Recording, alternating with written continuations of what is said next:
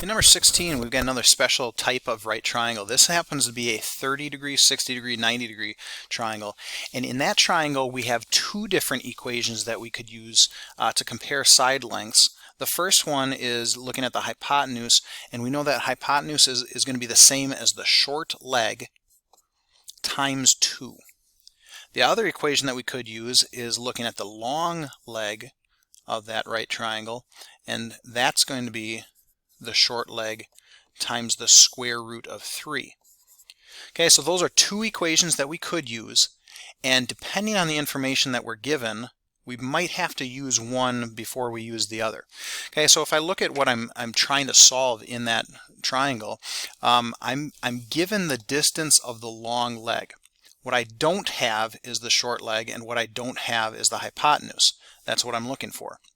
So since those are both the missing parts, if I were to try to use this first equation and try to plug in the hypotenuse, which I don't have, and try to plug in the short side, which I don't have, I'm going to end up having two variables in the equation. I won't be able to solve it.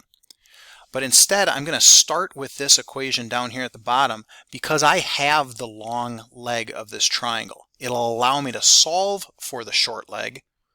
And then once I've got that, then I can go back up here to this first equation and use that. Okay, so first I'm going to just take this entire thing, I'm going to copy it down over here as we do our work on the side here. So the long leg is going to be the same as the short leg times the square root of 3.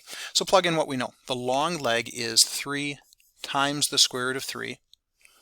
The short leg, we've got a value that we're just calling y, and we're going to multiply that by the square root of 3. So now if I want to get y by itself, I've got to divide that side by the square root of 3, and if I do it on one side, I do it on the other side. These values are pretty nice for us because those cancel out, I get y, those cancel out, I get 3. Okay, so I've solved for one of my sides. This side over here, the short side, is 3. Now I'm going to come back and try to solve for the hypotenuse using this formula here. Okay, so we'll rewrite that again. Hypotenuse is going to be whatever the short side is, which we just found, times 2. So now plug in what we know. We don't know the hypotenuse. That was just the value x, the variable x. The short side we just found out to be 3, and we take that short side times 2. Well, that's going to be pretty easy. 3 times 2 is 6.